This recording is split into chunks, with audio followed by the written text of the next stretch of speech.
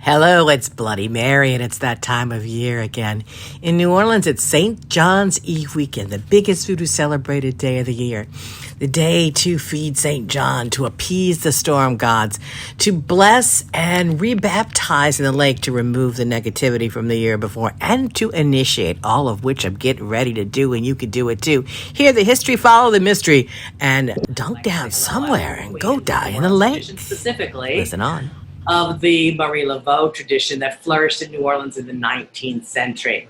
A more or less family and house, meaning my voodoo adherents and students and such, mainly this year. But I'm going to collect the water, and I am going to bless anyone that wants to come by with that water. And we're going to be going out to jump in the lake, or should I say we'll be going to die in the lake. And we'll talk about that again today. So the biggest voodoo day of the year in New Orleans would be June 23rd, the day before St. John's Day, to celebrate St. John the Baptist and Le Grand Zombie, shown by the beautiful snake. So I have most of the things that I need here, and I'm going to let you run a lot of the class today with questions and confusions, but we're going to do some blessings and some openings and all that jazz.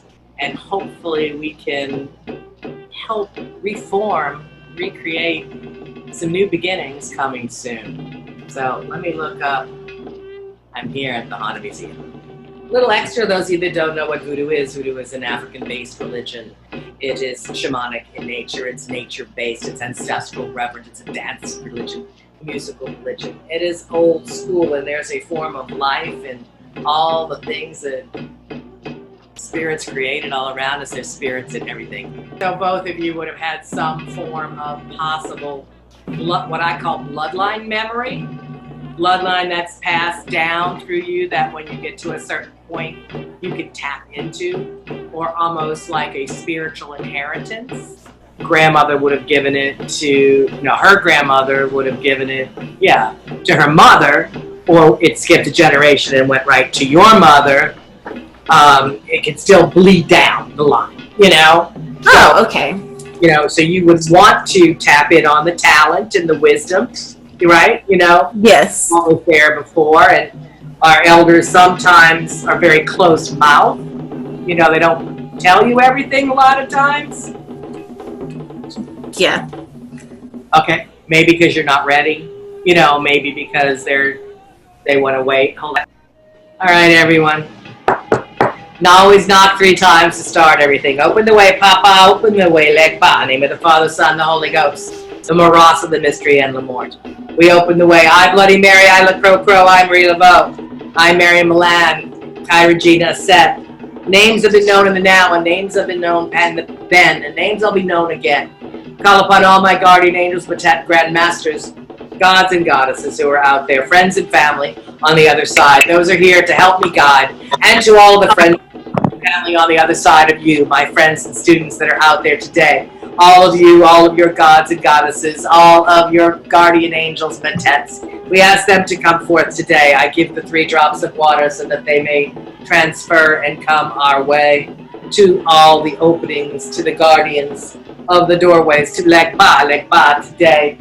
Call upon you, Yolali La Grand Zombie, as I make the veve out of egg chalk, the crisscross and the cross, and then from there go down into the directions deeper and open the way.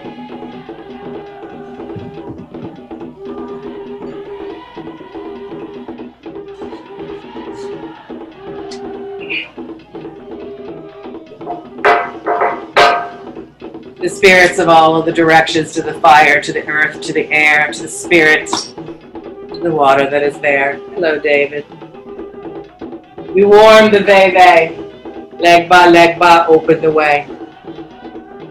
Call upon the spirit of Marie Laveau to watch over, and I will say her prayer. So, Ekila, Yolali Grand Zombie, Yolali Mamselle Marie, O glorious Voodoo Queen Marie Laveau, we hail to the queens through thee, to look our way, especially you, O glorious matron.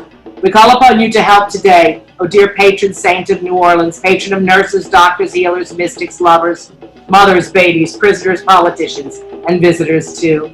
You're la lead patron of the plagues and Mother Superior Spirit work, who takes the fevers away.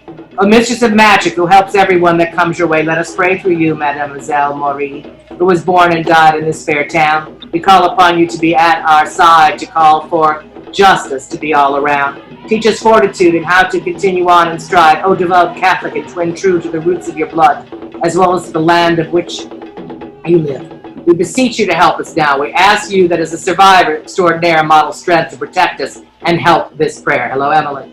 Please take this intention from here to now. Please state your intentions to the other side, please.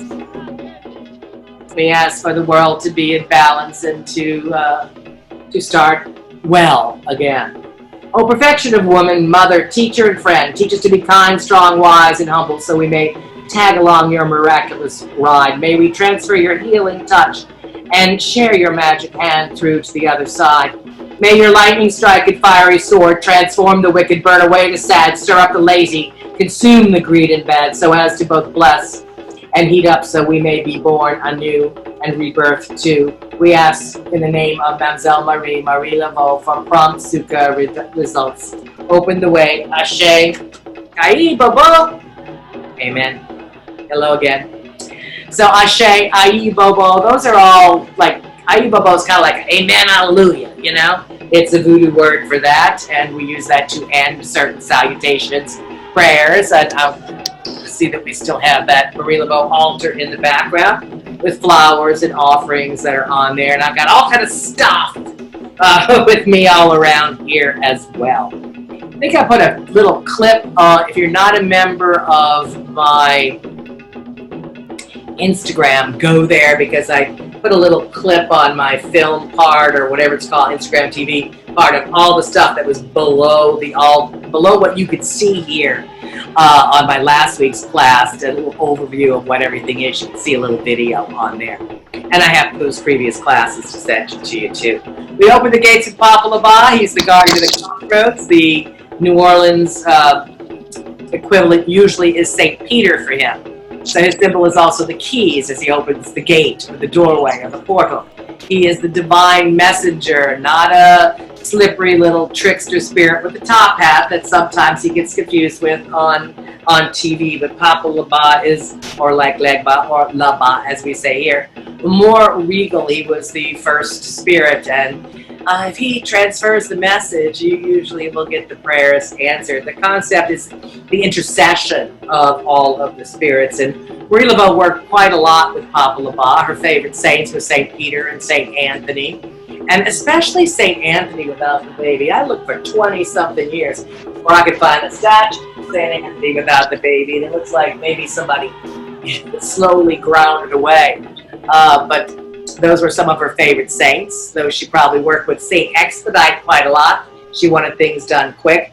And she and everyone in this town worked with St. John the Baptist. St. John the Baptist Day is day after tomorrow. And since we do everything on the eves, that ritual is usually on the eves. I am going to try to do an Instagram or a Facebook live, right? Jump in the bayou tomorrow. But even if you don't get to connect with that, around dusk we will be near the waters, and I want you to be near the waters too, even if it's your own bathtub. I prefer to go jump in the lake, behind the lake. The bathtub or pouring water over your head would be a blessing. That would work. So definitely want you to participate in that. Sit down. It's a time of year, somebody might need to mute.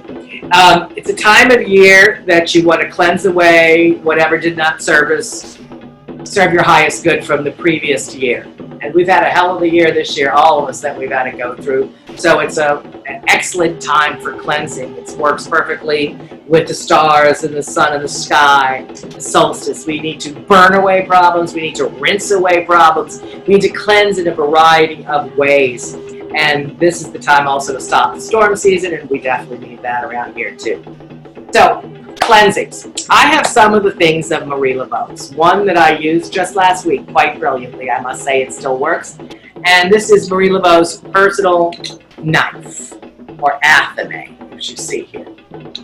Now, for those of you that don't know, when you have something that's passed down, let's say like somebody was talking about learning from their great-grandmother or grandmother, if you have something of hers with you around the time that you're doing your psychic work, your spiritual work, it'll be intensified by having those objects with you. Obviously, they are already in your blood. You know, their spirit, their knowledge, sorry, that's a little better. They are already in your blood. But to have something that they touched or used, especially an occult object, a ritual object, you can't get better than that. I have some of Marie Laveau's. This is a sacred knife. Now, in voodoo, we use a lot of machetes more than we do just knives, but to cut sacred space, to cut things off of you astrally around your body, around your perimeter, your aura, you would use knives and scissors. This is a big thing around St. John's Eve too. You cut around you would use hatchets in the waters. You cut the waters all around you to stop any floods. You would cut things off around your body and bring scissors all around your aura to cut things away. There are certain scissors that are more sacred. They'd be kept on your altar, and then maybe your more mundane scissors somewhere else. But sharps, whether they're swords, machetes, hatchets, or knives. In witchcraft, that's called an athame. There's not a necessarily different word for it in voodoo. But there's other things you use these for. And this one works great. And it worked so weirdly last time, which would have been last week, that people commented on it. So when there's a storm threat that's near, if you have a sacred knife, you would go outside, you touch the earth and you touch the sky, and you become one, and then you go to the 4 directions from where you're standing and throw the knife. Throw the knife, hold on. Excuse me. Cut the winds. You slice the winds so they do not come your way, and you go to the 4 directions and do so. Then you pick it up, come back to the center, throw it again, throw it again, throw it again. Cut the winds. You can do so over your windows too. That's why they put that tape sometimes in the form of an X at the window. And you put your palm leaves on Palm Sunday and an X in the window. You're crossing away negativity from coming your way, harm from coming your way.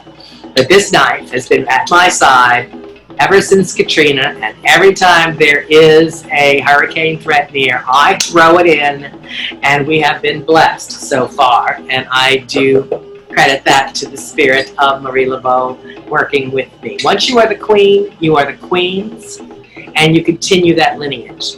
Again, I know that we have 2 people here, mother and daughter, who also had great-grandmother or someone else in the family, grandmother, that was in the work.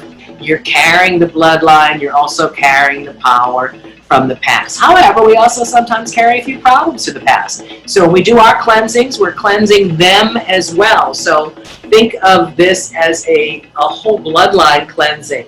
When you're cleansing your house or cleansing your altar or cleansing yourself, cleanse those that came before. Once you are the queen, you are the queens, and that's your whole family as well. And those not yet born that are coming ahead. And of course that works for the kings behind you too. Where we have some men out there in our audience as well. So you would want to include them when you're thinking about the cleansings, especially when you're doing things of power like trying to protect your home, your hometown, your home, the human race at the point of what's going on now. We've got some big, big steps to walk in with all the racial injustice and problems in the world that is stirring up right now. If you're stirring up the pot, you're hoping for a dish at the end that's going to be good. So we have to work with it. We have to take the heat of the anger and use it to temper the strength to continue on. So this was some of the things that you could do with the knife. But my husband was watching, he loves to watch the Doppler. And some other people commented on too, that the way this alleged tropical storm last week was supposed to hit New Orleans, it kept coming and just circling all around New Orleans and leaving a hole that was vacant. The 4 directions there were never hit. It just kept going around and around it. So it was visual. They said they could see what I had done, or what we had done. And that was very interesting. So you could could cut certain things with it, certain knots, certain ropes, certain things with a sacred knife as well. Now, so I use it to cut the winds. I use it to cut away problems. When we have to cleanse our aura, we have to cleanse our body, we have to cleanse our aura, we have to cleanse our soul. We cut, like you saw me using the scissors around my aura and then using the knives and the hatchets. We bring these implements out with us to the lake or the bayou, wherever the ritual is done. Bring it to your bathtub, and we'll cut that as well as we're going through. If you're taking a bath at home, I would suggest using a little salt for the cleansing. Breathe into the salt to direct it into the water when you do your dunk. You need to dunk like an entire baptism, head to toe, just for a minute, back up, okay? And you usually say, I'm gonna die in this lake, which means, of course, you're gonna come out reborn, death, rebirth, yin, yang. So you have your implements to cleanse with the water and this way. I do suggest a fire baptism as well. These days here around the solstice is when the sun is losing its power. It's the longest day of the year, but it diminishes after here. So this was a way that many people in our past tried to harness the power of the sun as it was diminishing in the world, right? So they would have fire barrels that were lit. They would burn barrels of fire. They would set bonfires. So many of us are limited to what we can do out in public now. If you want to cheat and you want to give offerings and you want the fire, go get a little mini barbecue pit. Sit it by the edge of the water. When you put on some offerings, some meat or something for the spirits, because you got to feed them, the dead are hungry, the dead are thirsty, and so are the spirits, you would be having the aromas, which are part of it, right? And the smells of it. But you have the flame in a somewhat acceptable, concealed way in a small little disposable barbecue. You can take your mess with you, but you can cook food and you can give it as an offering at the end. So I always have a little miniature barbecue in the back of my car if I'm doing outside rituals at a water's edge. I look weird anyway, but at least that looks a little less weird because I'll be setting up a parterre, which is like a picnic table on the ground with a white tablecloth. And tomorrow we'll also have a red tablecloth with it too for the fire aspects. Hold on, so what do you do with the food? You feed it to the spirits. You throw it into the waters. You offer it to the four directions. First you taste a little bit of it and then you feed it. The dead are hungry. You must feed it to them. So all the ritual cooking that we do, we bring fruits, vegetables, liquors, candies, sweets, honey. We have a whole setup. And if you cook the food, the meat, they like buffalo here. So I cook like a buffalo burger or something with the aromas of in that way there's blood. Or chicken, we just like heat it up and then we could all taste a little bit because you're supposed to share in the ritual. We would then give it as an offering into the waters itself. And trust me, those fishes come and get some of the stuff as well. Some things we float out, like I might have a watermelon that we put out with different offerings in it. Okay, so if you are at home and cook it, leave it in the bathtub. No, just kidding. You would probably leave it out on an altar area that you're doing this at. That you're setting up some kind of sacred space for the ritual working that you're doing. And then when you are out the next day or the next few days, get it to the nearest water, get it to some place where you could leave it safely. The water, if it's all edible, and you don't throw containers or anything like that in. Yeah, if it was an earth ritual, you would go put it out by a tree, dig a hole in the ground, and things like that. But if it's, if you can get to water the next day or the next few days, it's preferable that you put it in the water, especially for this particular ritual. However, you could, I guess if you had to keep it for longer, you could put it in the refrigerator and then take it with you. But we usually take our ritual leftovers and give it to the waters anyway. You don't throw away sacred food, okay? You always have to give it somewhere. In some cases, maybe you give it to the poor, but they don't really like donations, a lot of time to the homeless and things. You want to give it back to nature.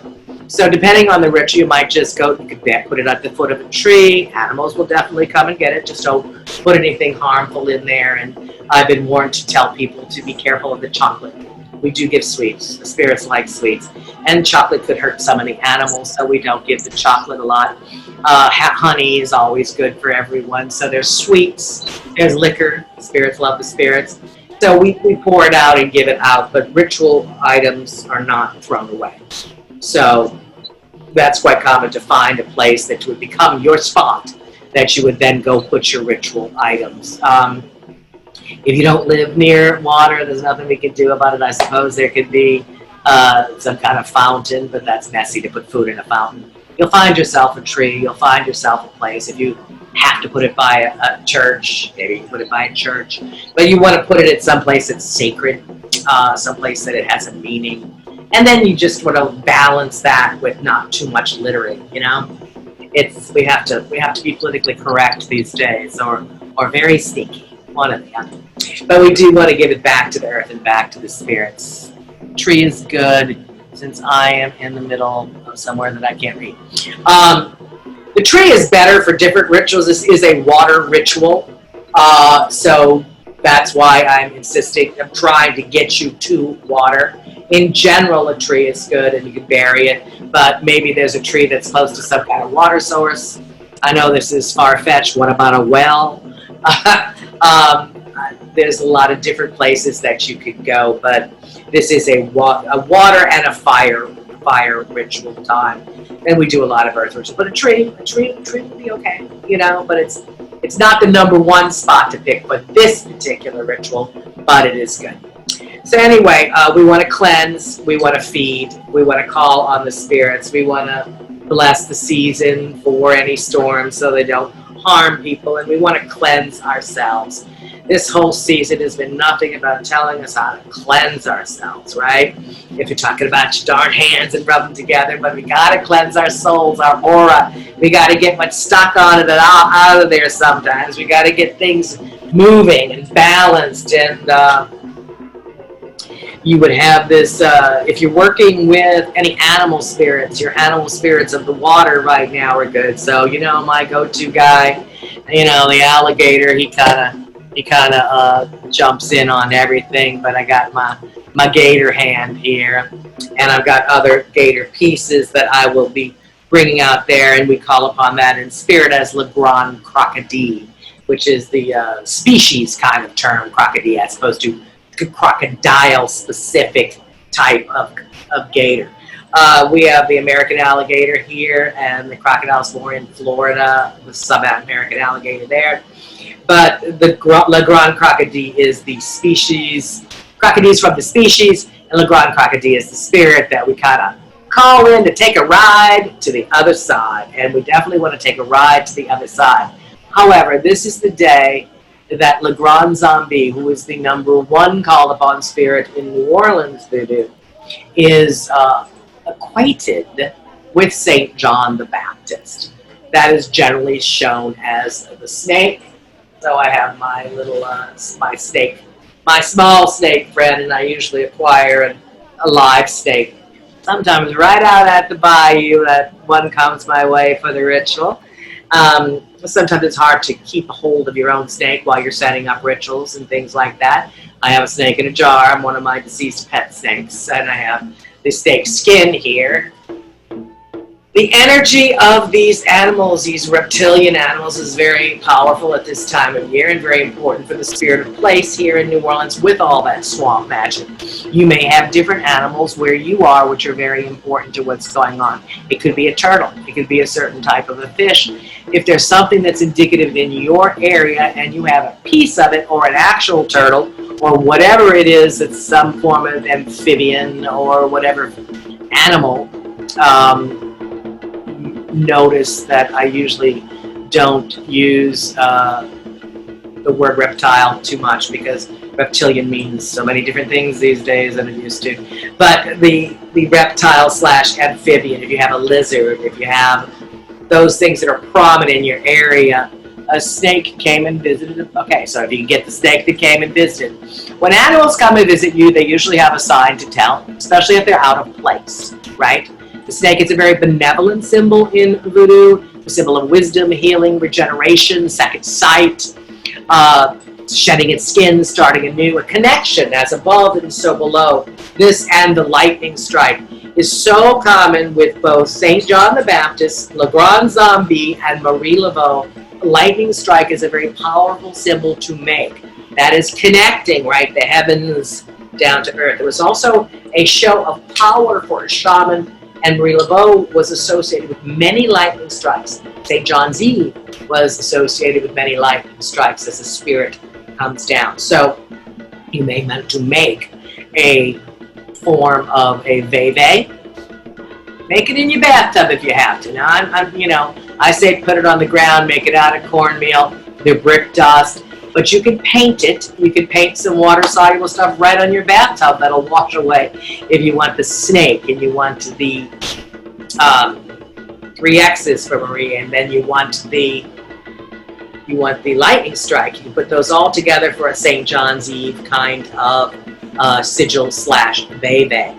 And then St. John the Baptist. I have a statue of St. John the Baptist. I give him his offerings that were so known to most of you of the locusts and honey. By the way, locust is not locusts. Not with a T at the end. It's not about bugs, okay? Locusts and honey is what he survived on for all those times. Well, locust is carob, like chocolate, but not chocolate, and not bad for the animals. So I always try to find some candy with carob in it, or get carob chips and cover it with honey. But that's an offer. And he likes his rum. You got to make sure you get some rum for St. John up there. There was an old, it was just a folklore, but it said that, he was supposed to try to get St. John really, really, really drunk on St. John's Eve, so he forgot to send storms the rest of the year. What the hell? We'll try that. Cleanse ourselves, ward away the storms. Traditionally, that was the beginning of the bathing season when the waters started to open, and there's a special feel in the waters that day. This is still done in other areas. Into the ocean, you would jump at night or at midnight, and some people just do it culturally now, but it had a mystical and magical background, and that's a very powerful time in New Orleans. The kings and the queens, or the Malaloys and the different spirit leaders. So I want you to try to do as much cleansings as possible the next few days, and I want you to also write notes down, to try to see the dream. Let's say you get a dream tonight. I get dreams with recipes of some food I have to cook sometimes to bring as an offering to the spirit. So see what comes up to you in dream vision tonight after we've opened these gates, so that you will have more to do tomorrow. The spirits still speak to you. We have to learn to listen. Feeding them really helps. Letting them know that you want them to come into your life by doing something once per week at least, whether it's feeding them or singing for them or whatever it may be, creating something for them. There's many personal ways that you can connect, many ritual ways, setting up an altar for them, but not everyone has all the space. But devoting a certain amount of time, writing, blogging, whatever it may be. But I'm going to give some rum right now because I don't want to forget that. I'm going to be bad today. As I told you, we've got to be good about the rum spraying these days with COVID, but I'm going to spray it anyway. I've got my own personal bottle of rum. We're not allowed to share it anymore.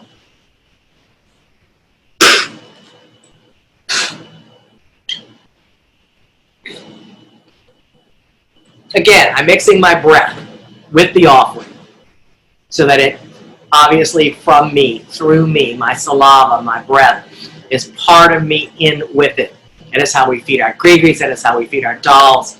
Now, you can do that on your own stuff because nobody else is supposed to touch it anyway. But to do it too much in public, I'll separate right here where for now, and we want you to be able to infuse some of your items with the rums. You can just pour it as well, but that is the traditional way, and I just wanted to at least do it once or twice. And even though I'm saying we shouldn't do it as much, you need to feed it one way or another. So we have Florida water, we have rum, we have food, we have candy, we have offerings, we have foods that we cook, and We share. They like the smell, they like the taste, they like the things they liked in life. You may have to go get some cigars or a pipe, but they like smoke. You can use incense as well. So the different scents can come in many different ways. The aroma of the food on the barbecue will work, but the incense and the smoke, they like many, many different things. So the tools that you have, I showed you the Evil Away cross, I showed you the knife of Marie Laveau, so it's used quite regularly. There's two other things in Marie Laveau's folk magic box. There's her gun. I have used the gun ritually, actually. This is her gun. It has her name written on it. It's an old Derringer made in New Orleans. And I doubt if you'll be able to see that, but there's some names on the back. If you get the app for the museum, you'll be able to get a close-up shot in there. And, you know, I thought, well, it's probably a little dangerous, but I'd love to shoot messages into the sky as part of a ritual. I only discharged this once in ritual just so that I could have ceremonially reawoken it for her energies, right? This is for her protection. This was her favorite thing that she had, and she kept it inside of her pockets, folds of her dress. So the first thing that I saw when I opened Marie Laveau's kit was a gun. It was not what I expected, but that's my bad for imposing 21st century concepts upon the 19th century of what's appropriate for a woman to carry. And of course, what I think and what people think in an area that they grew up with guns like Texas is totally different too, right? Well, I didn't expect to see a gun. When I went to Marie Laveau's grave for the past 26 years every day, you know, I don't have a particular need every day. I bring other people's needs to her grave. I've asked people for help in, you know, getting into schools and healings from cancer and animals who are sick, and I got positive results on 99% of them, I think. I was, for myself, I asked for two things. Just it became a regular rote of what to say. Protection and connection. Protection and connection. I wanted to connect. I wanted to speak from whatever else. I missed that. How did I feel when I first held the gun? First, I just kind of looked at it for a while, and I thought it was really interesting. But I had so much, oh my God, so much spirit stuff around the box that the gun's in, around the gun, and everything else in the box. It wasn't just about holding the gun. It was like the whole thing.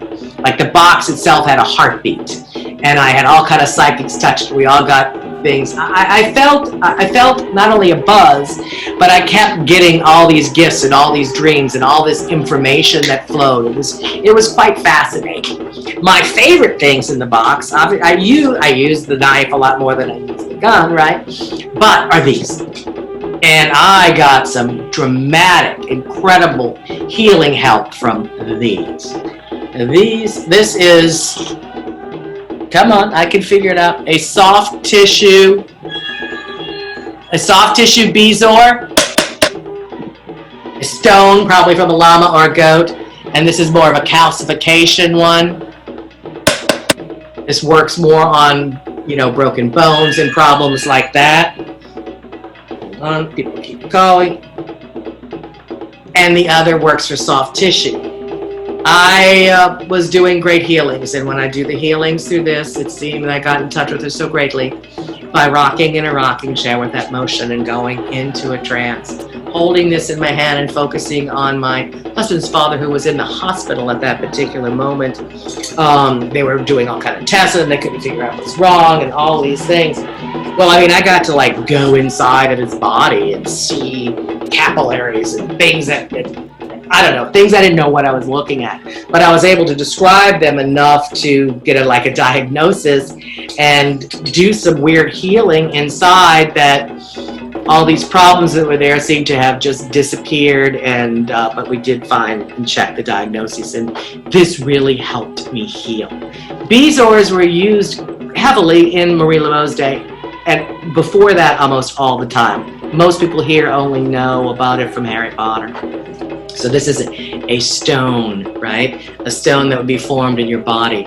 People used to put it at the bottom of their cup. I should have done that last week, damn it. And it absorbs any poisons that might get into your body. I wouldn't have got the food poisoning.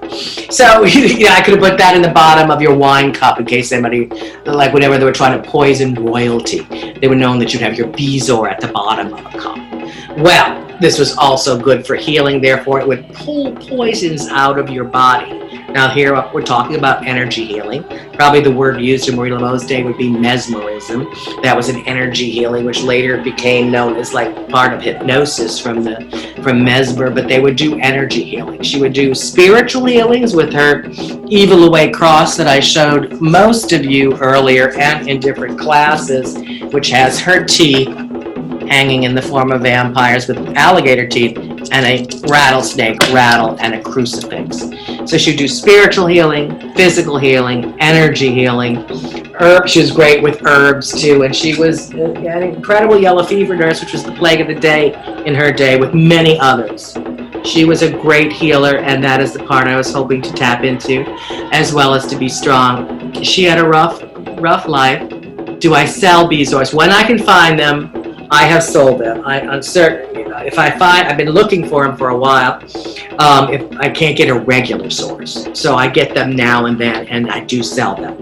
What I do, and I got some teeny tiny ones a while back, and what I did was, the concept of a relic. If you have a relic, let's say the bone of a saint, or if I have something that belonged to someone of a saint, like Marie Laveau, I would take another bezoar, which I did for some students a while back, and I put all the bezoars with her bezoars. Therefore, they would become secondary relics so that all of you could work with them. They were very tiny and people were able to pull things off with them. I take certain things while I'm doing these rituals, like the bricks to make the brick dust, and I have her things sitting on top of them, okay? So I could put something next to the knife, I could put something next to a bone that I found in her backyard. I could do these things. I have a dime that she used silvering to get away so she wouldn't step into negativity. I have went and bought 1832, I think it was, 1834. Seated Liberty Orleans minted dimes. Everybody here wants, I think, the mercury dimes. Well, in her day, there was no such thing as a mercury dime. It was the seated liberty. New Orleans had a mint. If you look at the bottom of some old dimes, there's a few that have a tiny O. That means it was minted in New Orleans, right? So if I can get the same year as her minted dime that she owned, I guess it doesn't have to be the same year, but that's what I do.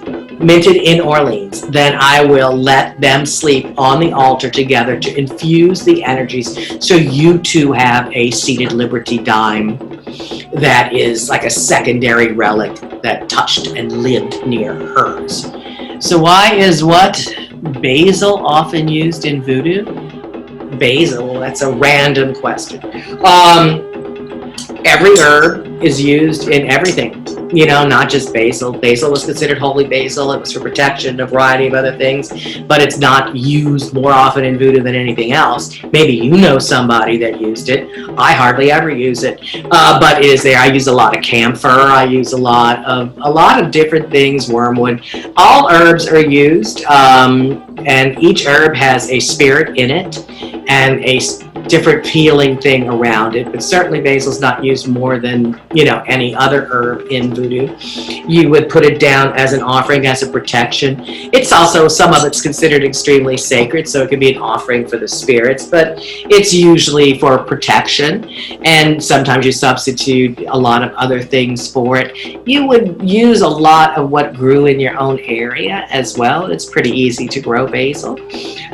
Plus, it's a good spice that we use in a lot of the foods as well. You cook with it, you drink it. You can also use it in the gree-grees and in a variety of potions and things like that. Though it's just one of the many. That was a question, by the way, if anybody thought I was jumping out of nowhere. It was basil that the question was.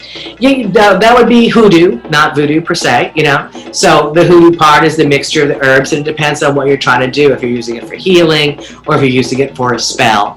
But they have many meanings, but I use it more for protection and cleansiness and a whole, you know, kind of a, you know, to make a holy atmosphere, you might say. So, but I use a lot of different things and different offerings. But fresh is always good if you can get that for offerings. And we will have some of that on the altar at St. John's Eve. We will also have fresh camphor. We'll also have fresh cinnamon. We'll have all kinds of different things. So, it, you know, depends on what you're trying to create. Let me read this. Just that it is... you know, one of the thousands of different things that you can use. And if you don't have access to, let's say, you know, basil, you can substitute it for other things. But I sell hundreds of different herbs. Mine are awoken. I have all the meanings for it. I sell basil. There's different types of basil. In a cleansing spell, it just depends on what kind of ritual you're doing. I use camphor. It's much stronger than basil. It's different. Plus, I have my own camphor trees, so why wouldn't I use more camphor than basil? You know, there's logic that applies to many of the things as well. It's a stronger thing to use to get rid of anything dark as well. You know, one's more the holy grounding, and one is more stronger to remove negativity. So, you know, I happen to use fresh camphor a lot. A little bit of basil, but I don't grow it myself, but I could. But it's good. Yeah, I mean, there's all sorts of ingredients for all different kinds of cleansing rituals. And, you know, I have to, if you want to watch my,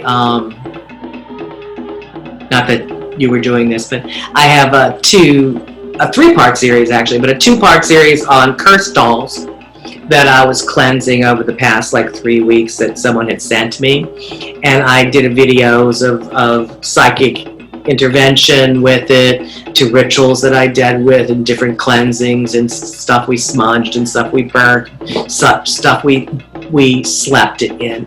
So to do a cleansing bath, you might, you know, you would have basil being pretty innocuous for you physically to bathe in, you know, and to brush and slap your aura with. So yes, you would use to either burn herbs, drink herbs, or that, but we could also use these implements that I was mentioning to cut away problems. I use both. You know, salt's the salt's the all-time best for cleansing. You know, somebody try to say something.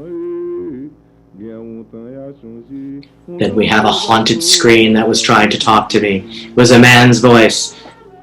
Anyway, so there was a question. So there's a question about bezors. So bezors are hard to find. I thought I found a source. This woman said, I'm going to send you some for free. And it was like river stones. It's like, those aren't bezors, lady. And I won't sell it if I don't know for sure, you know, what it is. So the goat and the llama were the number one. But I've got a bezor from my cat. And my cat died. Another word for a bezor is a pearl, too, you know? So I got a pearl that she left me when the taxidermist who I sent her to was doing what he was doing. He found it inside of her, and I carry it. So it's technically a bezor, and it was but shiny white like a pearl. They can be of various colors. And that's a personal protection for me because she was my familiar, my protection cat mentor and friend for 22 years. So, you know, we all have things that are very specific to us. But, you know, like there are recipes out there, whether it's for love, for money, for protection, with different ingredients in them. Now, though you try to work with the ingredients that you are told, it is sometimes necessary, like in a recipe, to substitute ingredients that work better for you, that are more accessible for you, that you personally grow, that are in your area. You want to use things, if you can, also that you do, that have the energies of your area, which is why honey's so darn good. You get the honey from a local beekeeper that went from all the areas all around and back to you. They're doing some of the gathering for you of all those energies that you need for your own strength. So I'm a big one on using honey. We do a lot of things with eggs too. Like a true voodoo cleansing, that would have been a more of a question. Why do they use eggs? Well, we use eggs a lot. Egg is part of the chicken. Chicken is part of the bala. The bala, Aida is a serpent in the rainbow, and I just jumped way ahead. But anyway, we use eggs a lot. We may dip the egg and roll it in some forms of oil. And you can use palm oil, which is pretty traditional. But I use a lot of extra virgin olive oil and everything. And then take that same egg and roll it in fresh salt.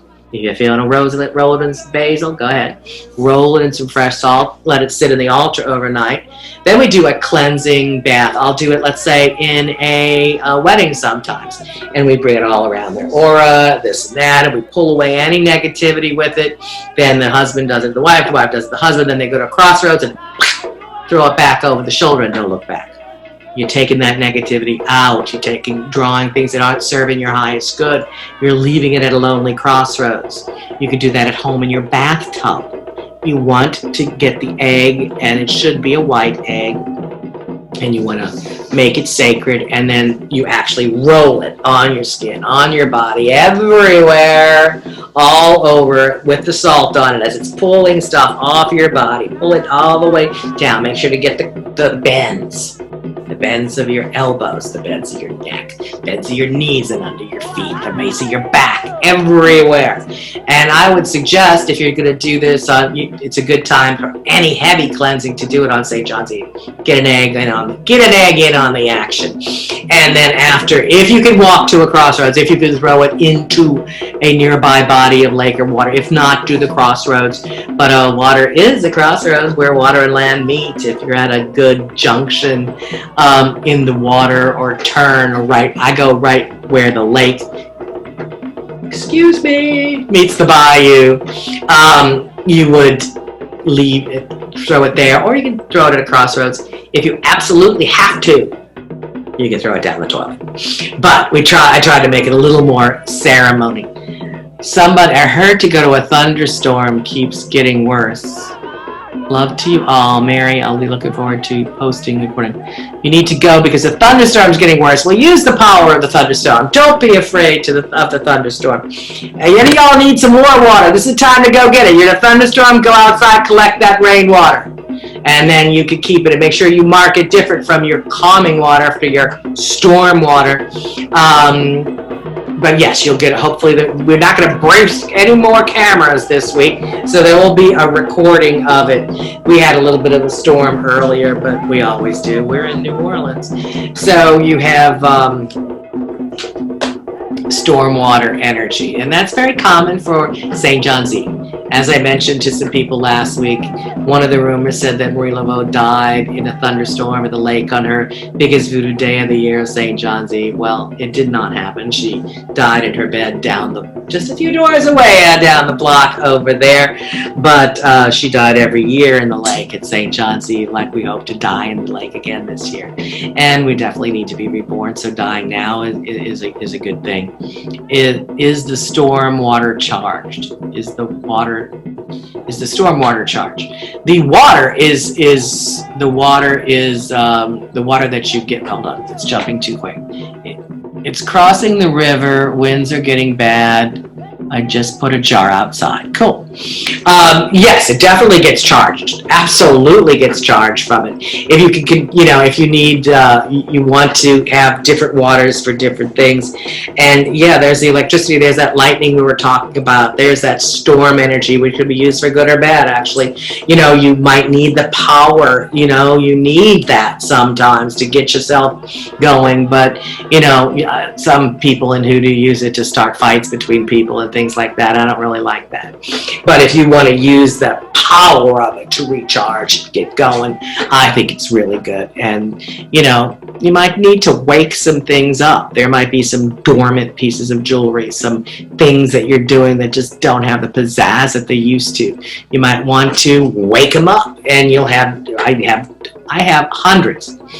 About 100 different waters from all over the world, from different places and things. Sometimes I blend them all together, to do my little cleansings and blessings, or shake my rattles and dip them in there so I can use it to sprinkle water on things, whether it's altars, people, places, and to activate them. I can't get any water tonight. What can I put in my bath? What do you mean? Sorry if you have already discussed.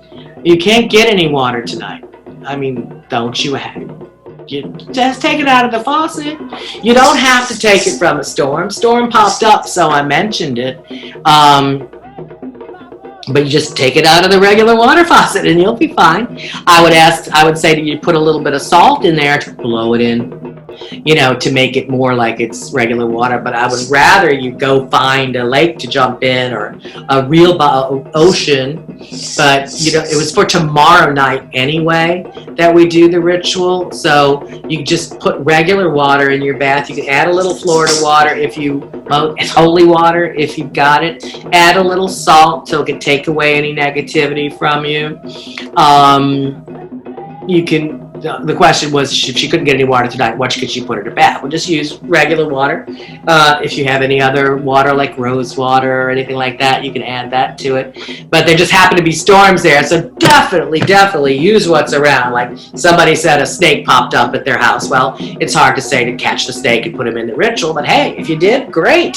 You know, you could have the snake in the ritual. I had a random turtle come to my door one day. I was like, okay, what is the turtle trying to teach me? Why is the turtle coming now? Always look up the totems of the animals. You have regular totems that are with you probably your whole life.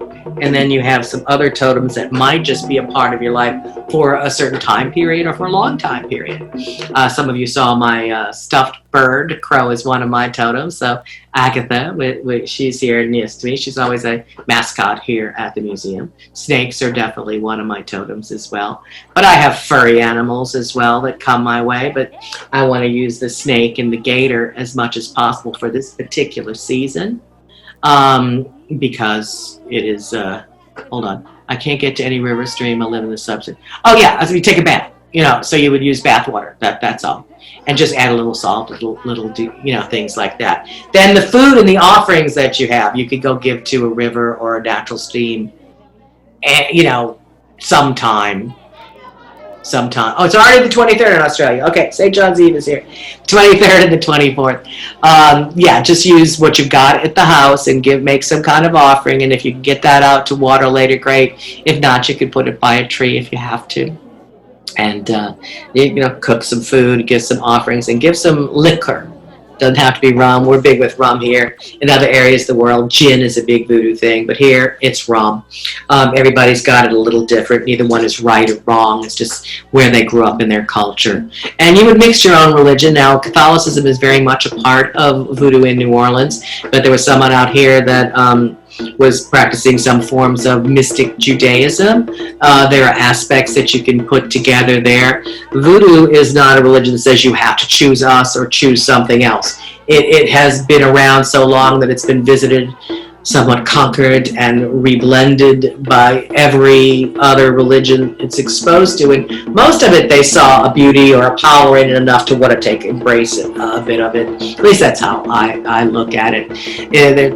Between regular out-and-out trade between peoples throughout the years, whether it was unfortunately through war and conquest or slavery, a variety of different ways people were exposed. Missionaries rummaging through Africa. Many ways they were exposed to many different religions. And of course there is a giant, whole giant black Judaic group in Africa, and some old oral histories wanted to say that Moses was the first conjure man and that the Queen of Sheba was a voodoo queen. I mean, you got all kind of things that they say that went on in the past. So every religion has been embraced or been in touch with voodoo in the past. It's important to pay attention and to give cultural appreciation. I don't want to throw those words out there more than the other ones that are talked about a lot. We have cultural appreciation by all of the different peoples that met each other and used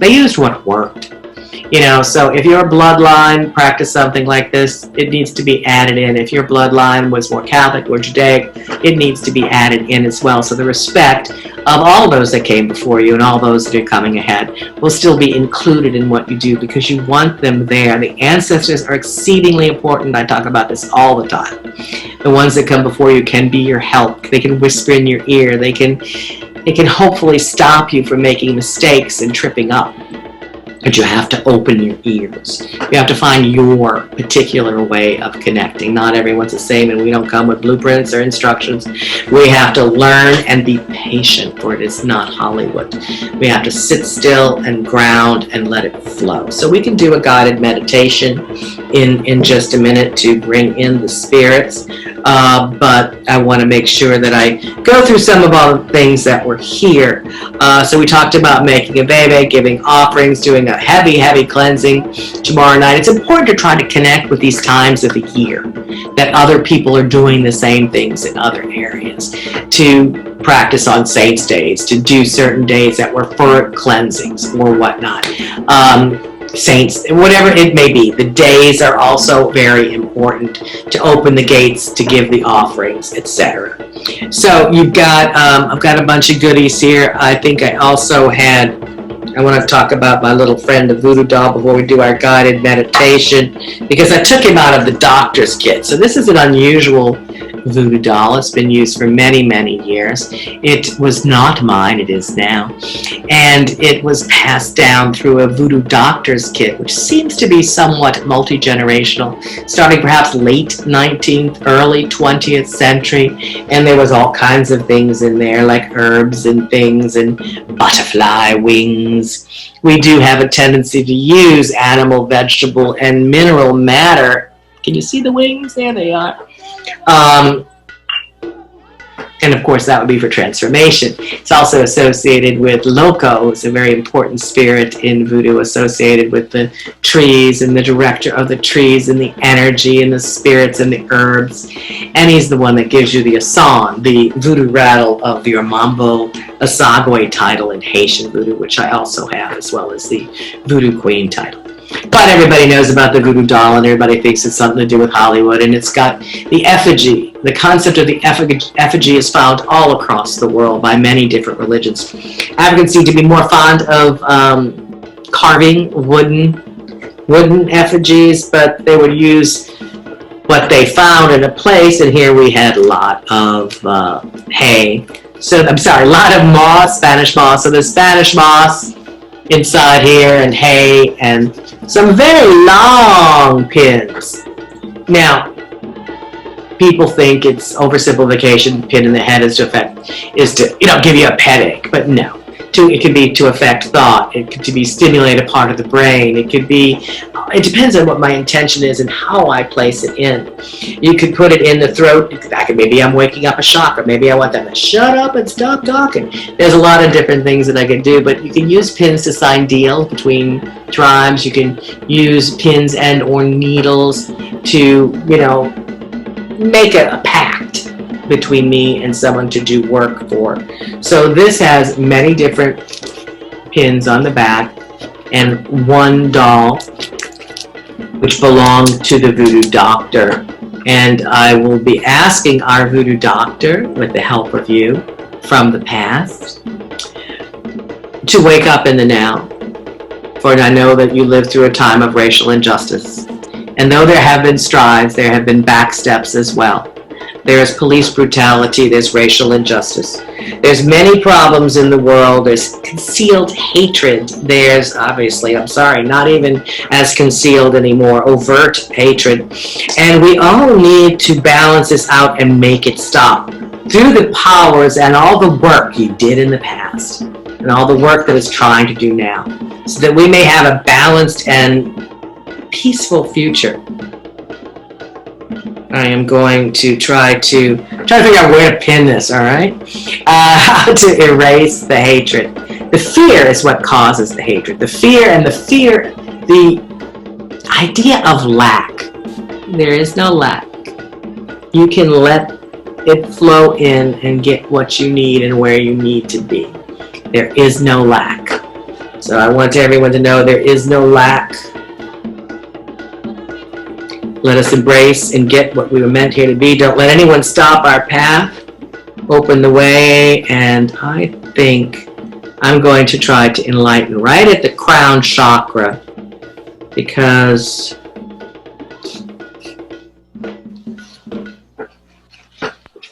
That is the divine part that goes up to the heavens, and we woke all the way through.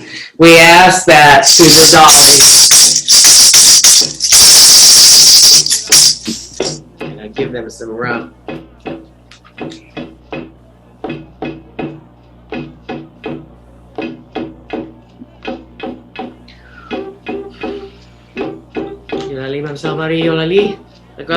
Open the way. We stimulate that part to open the way, the heart and the head. Ashe. I'm going to put you on the veve. Work for us, baby. Okay, I'm going to put the bezors back. I'm going to make another. I'm going to make an X out of the cornmeal. I'm taking it up, down, left, right, making the sign of the cross. We orient food that way. We orient different things we use that way. So if you have food that you're offering, you put it on a plate, you go up, down, to the left, to the right. And if you can, you drop an inch and catch it. That is slipping it between this world and the next as an offering. Then you put it out on your table, on your parterre on the ground, which is like a tablecloth where everything is set out. And you would put it out. I always make a little veve underneath that. I might make a giant X. I might make a heart for Zuli, but I will make what we talked about earlier today. I'm making an X out of cornmeal. I am going to make a lightning strike through that and a stake on either side. You can write that on your piece of paper and you can tape it up. You do not have to make it out of cornmeal. But as I get it here and I heat it up with the candle we've been using the whole time, we need to heat these things up to wake them up. I put a dot of the sacred oil and make a paste. I can anoint candles, sacred objects. I can add perfumes and things that are here. All right.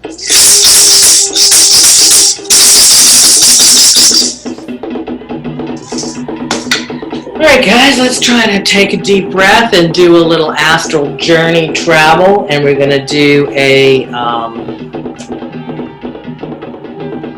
kind of a little baptism without us being next to each other. Maybe if you can give you a minute to go get a little bit of water just from the tap would be okay, so that you could sprinkle your forehead when we do this with water from where you are. We'll give you a minute.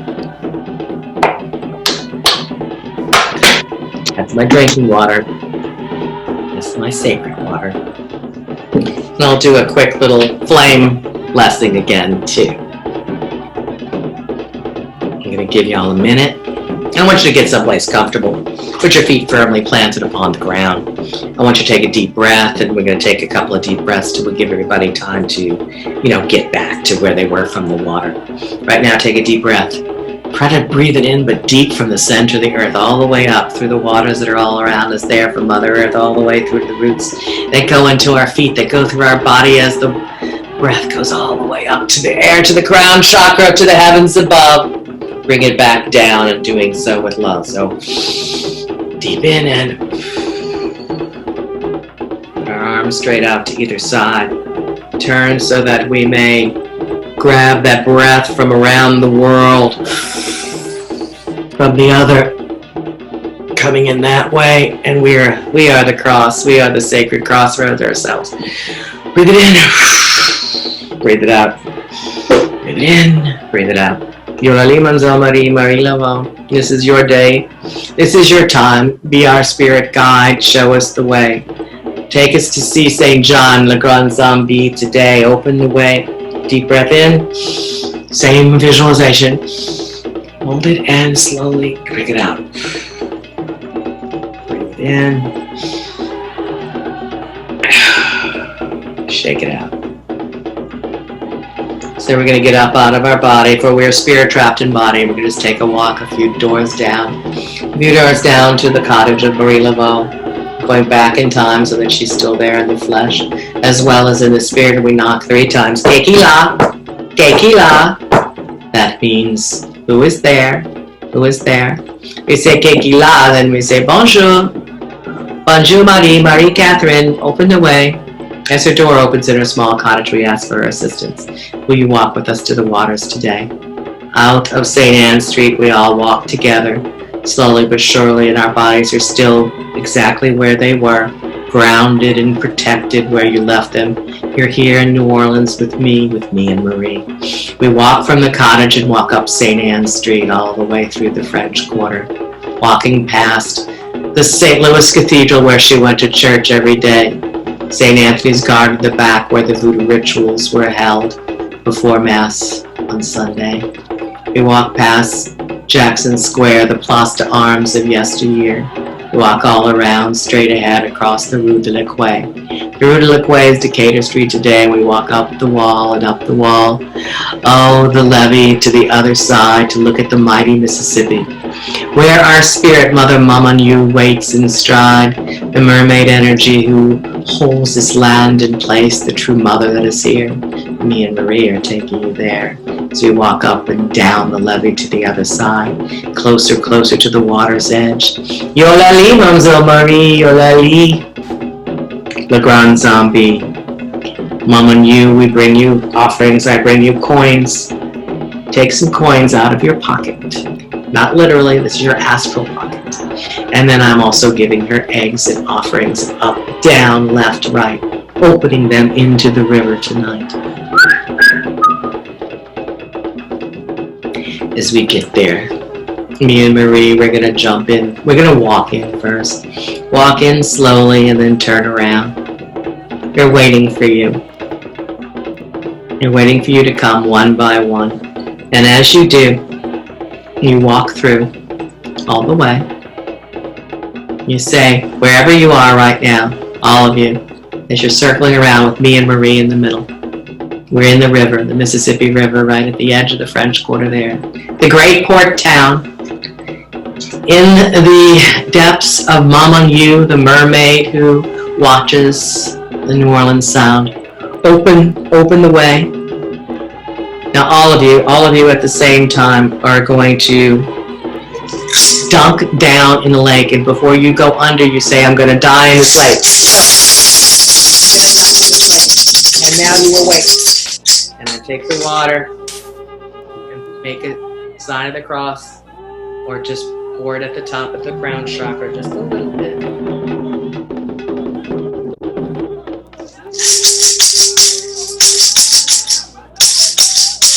Yolali la Grand Zombie, Yolali, Mademoiselle Marie. We open the way. You would only die in this lake so you could be reborn today. We walk, follow us, me and Marie. We're walking out of the water and back to the quarter. All the way slowly, one by one, going back to her door and thanking her for coming here. We walk back around to where we are, to where I am, to where I'm watching you. And this is now. We sit down, back into our body, feeling our feet upon the ground, feeling us rooted down to the center of the earth. And remember, that's pulled all the way to the crown chakra above with love as we reach out around. We're touching each other, we're connected. One more final breath, deep in and out. Your spirit's back in body. Now stop, shake it off. It is done. So you did an astral baptism. You should do one physical one if you can tomorrow, later today. It's within these time periods. It's already the 23rd in Australia where one of our ladies are. The 24th is the actual St. John the Baptist Day. Feed St. John the Baptist, feed Le Grand Zombie, Marie Laveau, and feed yourself as well. Now, I close the gates on that. I have all this paste of cornmeal, oils, and some things that I would like to anoint. I'm putting some on the cross. It's called feeding. If you have candle bits of wax, save that and put them from St. John's Eve. You may want to use them in your workings and your spells for some extra power. Using the wax or the candle that you use will save the heat. You will have the heat of that, right? Saving some of the waters that you didn't finish using, that you had in your water cup, will bring in the energies that infused in it while we did that meditation, while we're doing this entire ritual. So you are using pieces of the rituals. The brick that I have put this cauldron on here is infused with the flame, and becomes more awakened. In voodoo, we several times a year, at least twice a year, we wake up the herbs in like a ritual with fire to bring out their spirit aspects. And then we wake them up again when we're actually doing, let's say, that protection ritual that somebody wanted to know about the basic. You must awaken the spirit healing power. And there's more than one spirit in your different things. So you have to direct the part that you want so it doesn't go off willy-nilly on its own.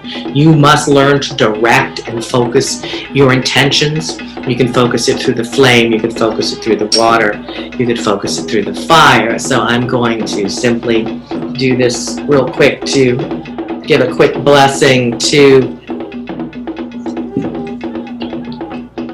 Marie Laveau's cross.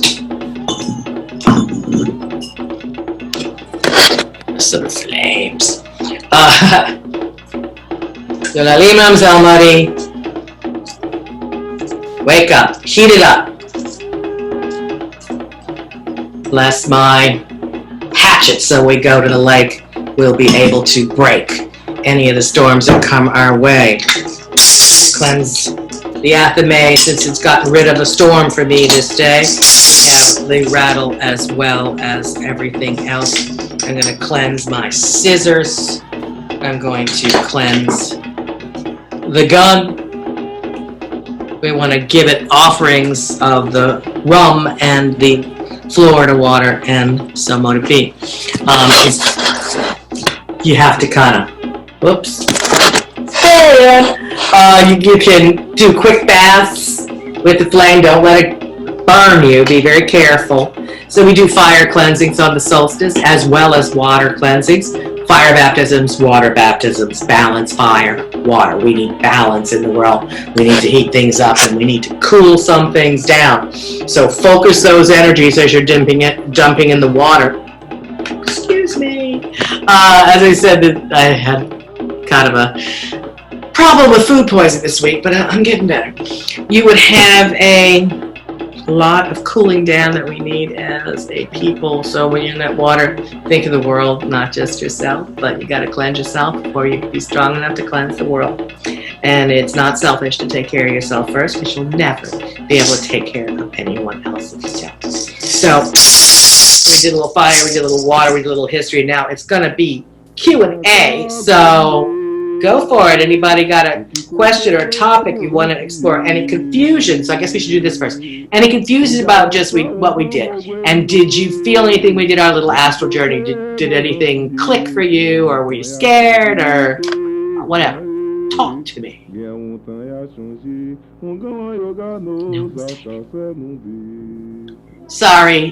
Sorry you're sick. It's been a strange energy week. Yes, it certainly has. Bad crab, that's all I gotta say. I love crab though. And it was very violent, but I'm just dehydrated, just trying to take it slow, that's all.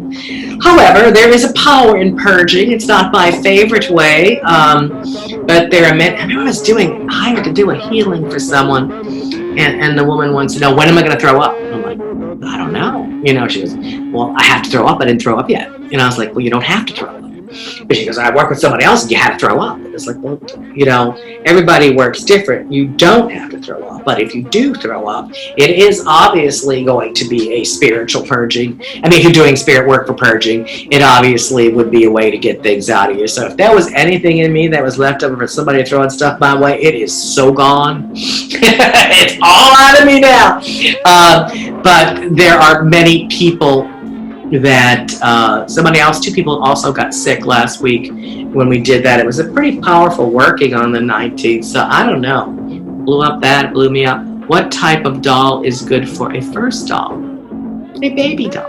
A piece of that. So somebody centering, they like the astral work. It depends on what you're trying to do. I would say a protection doll is always good to have. However, an ancestral doll is always good to have too. So both of them can be very protective. So I make ancestral dolls for people. I make, protection dolls. Some people make money dolls. It really depends on what you're trying to do.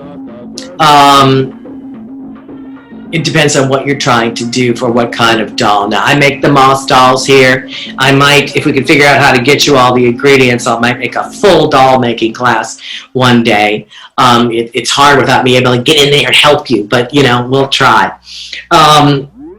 First doll, I would say probably a protection doll or something for the house or for the altar that's a protection. It can be an embodiment of a particular loa or spirit that you want to honor, or you can make an ancestral doll that you would hold the powers of the ancestors for your ancestral altar. Y'all all need to make ancestral altars. We've talked about this little bits in almost every class that we've done. A little area of appeasement for those that work, you know, so that you can work better with your ancestors. So I don't know what the best, it depends on what's going on in your life, I guess, would be my answer to that. Like I have a voodoo doll bar set up here that I let y'all decorate, and then I wake them, name them, feed them, baptize them. It has to be continual feeding and nurturing. You have to feed it at least once a week if you're a practitioner, once a month if you're not, just to keep it activated with rums, perfumes, or whatnot. So anyway, that was my question. When in a bath, like I'll have to do I make offerings first? Yes, we've talked about that. You would have your offerings that you could put a little altar on the side, some kind of food that you cook, something that you think is good for the spirits. You can go back and listen to the tape again. I'll send it to you, but you can also go with from your heart. So yeah, have a candle, have fire, have water, have earth, have air, have everything on the side there, and some form of food and liquid to offer to both St. John the Baptist and Marie Laveau. It doesn't have to be big. It could be a cookie for her. It could be, you know, a little bit of rum for him. It could be honey, as I mentioned. Or it could be a meal that you like to cook. Real food. Spirits like real food. And then, you know, so it absorbs the energy. You would share a little bit of it so that you become part of it after. And then give the rest as an offering, either out to the waters or to a tree if you have no water near you. But it's a water thing, so it's bad. Question on voodoo dolls. Can you use a doll more than once? Change out herbs, etc. Or can you use it for more than one thing? Yes and no. Now this guy uses it different, like as a helper. This is not the way that I teach. I teach you have a different doll for everything, but not in the... Yes and no. You can add different herbs. You don't change out herbs. You can add different herbs as an offering, like you add more chamomile tea when you want more money. You know, you can do that, but you don't like unstuff and stuff and reuse a doll. You don't reuse candles for more than one working either. Everything's got to be individual. But you can have a doll that's for you, and it's for the best, like healed you. So that if the doll is a generic version of you getting what you need, you can ask it for different forms of help. But you can't make a doll to make John love you and then change your mind because you want Jane. It's not going to work like that. You need one for Jane and one for John. I don't suggest that you do Jane or John for love spells. I suggest that you make one doll instead for the correct partner to come in your life. You know, so I kind of retweak things, but I do have tons of dolls around. So I would say that yeah, you could have the same doll that represents you for the things that you want, that you add different offerings. You don't change out herbs, that you add different offerings for different aspects of what you love. Because you want, you know, you're in the mood tonight, you want love, you're going to spray perfume on it. You know, you're going on a job interview, you're going to do something else. You're going gambling, you're going to pour whiskey. You're going to put different offerings for the right thing and whisper in its ear. You must direct it, you must feed it appropriately. Are there a particular spirit that is called to each of us like a patron saint? Yes, but not something that you would need to worry about unless you're formally initiated. In a way, even if you do have your metet, as it's called, your spirit of head, the master of your head, and you could have several, you still have to honor all the spirits. You can have a favorite, doesn't mean you're their favorite, because by the time, if you get to a point that you want like real initiation, it's the spirit that chooses you, and that's in the initiation process that it occurs. And as I said, it could be more than one, it could be two. I have at least two. So there is a particular spirit that is, your head spirit, and that can be determined now if I did a reading for you. However, that could change as your path changes. As you progress, you may end up working with others, but truthfully, you must work with all of them. You must at least introduce yourself and honor all of them at different points. So there's like a major groupings, and then there's all sorts of side members of each family of spirits that you should be introduced to.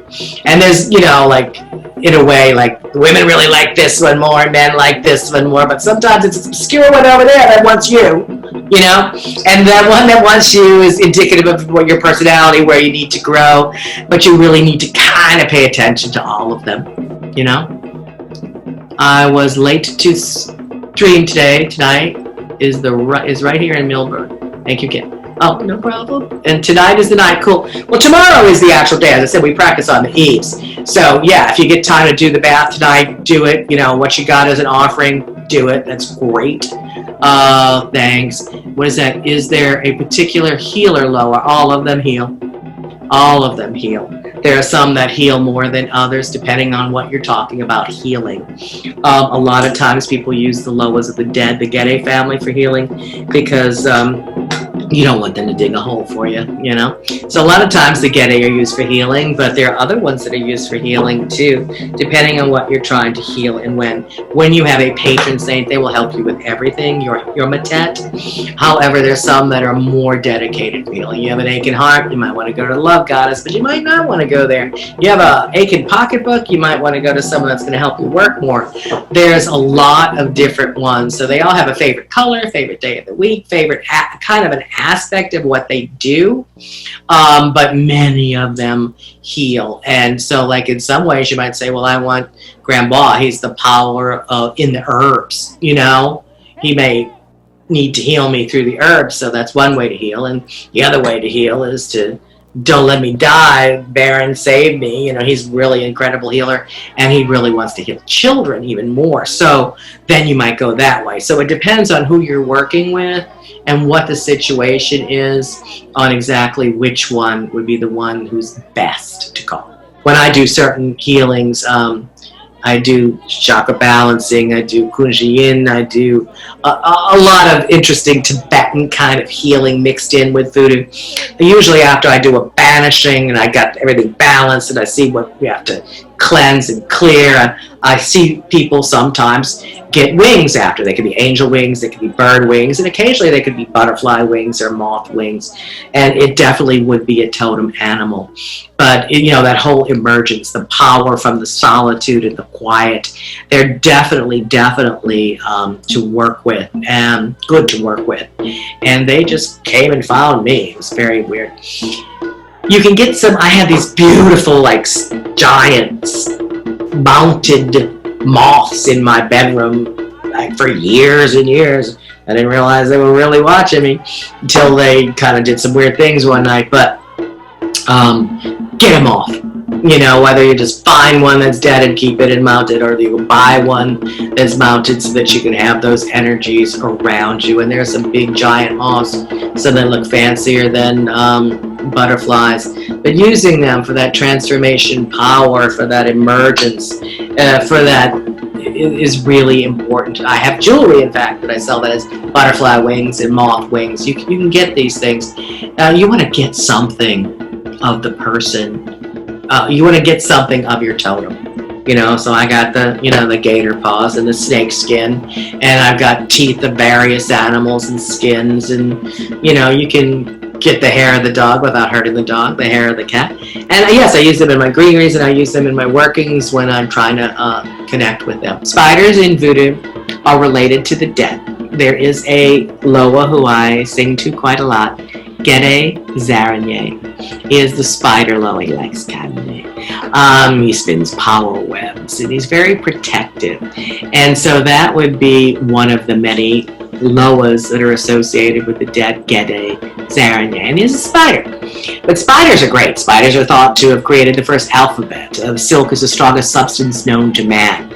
Spiders can spin webs and cause protection. And, you know, there's so many things that spiders could do. And absolutely, A spider is a totem. I love spiders. My husband hates me because I don't want to kill spiders. And if they're in the kitchen or something, it's like spiders are great. I always be aware of your dreams. Not just tonight, every single night. You should be aware of your dreams.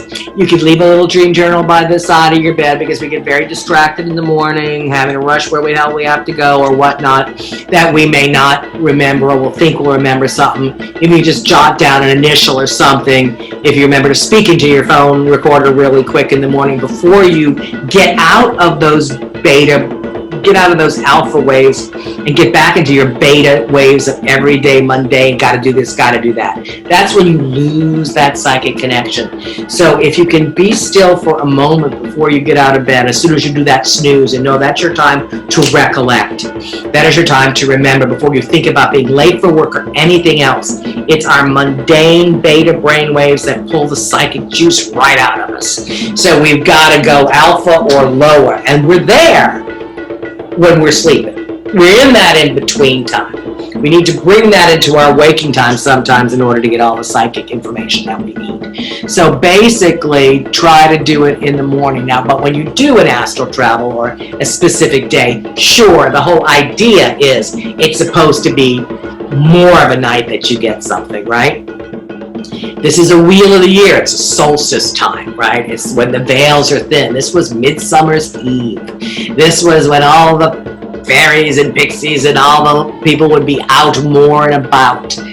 Many times wheels of the year are that way, but this one was very big in New Orleans Voodoo. Halloween is one, May 1st is one, there's many different times. So yes, not only because of just the little astral journey, but because you're going to do some form of other ritual tomorrow or tonight if you're in Australia, and hopefully you'll get a message from one of the spirits, from something they want, for something that you need to do or purge that you may have forgotten about, a problem from the past, a problem with your family, a problem that's been plaguing your bloodline. You may get information that when you're doing that simple cleansing tomorrow, that you can add a cleansing for your great-grandma, for your cousin, for your ex-husband, whoever's on the others, that comes to you in this dream.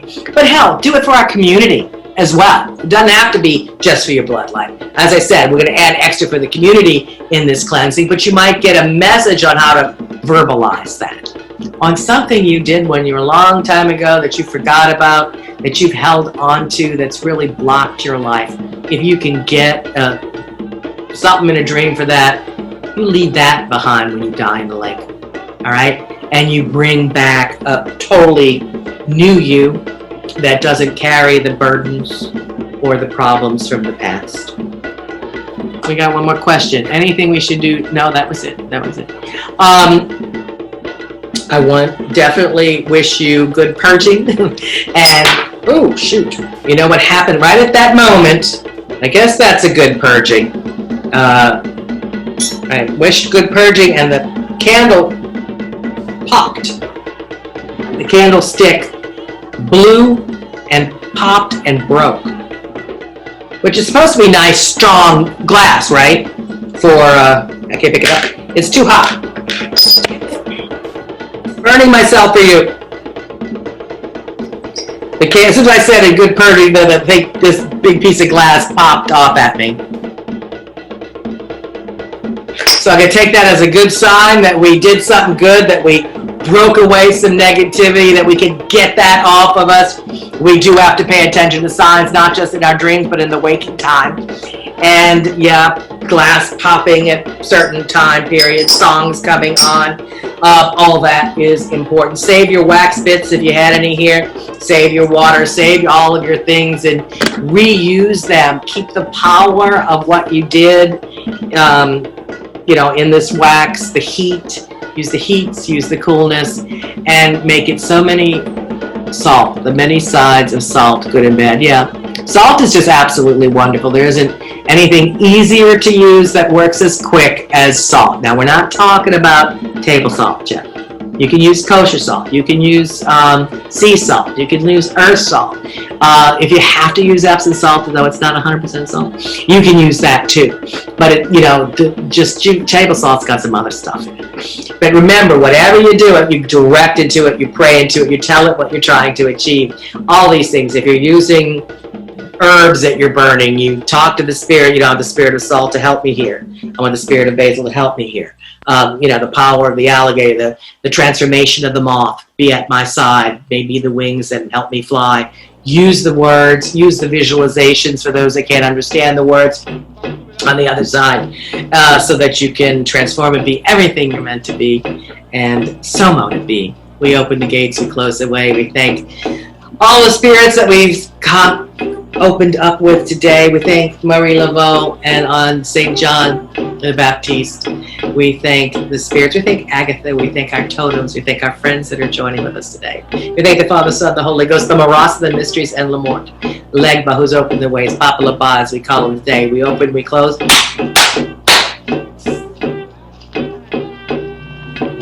Ashe, everybody.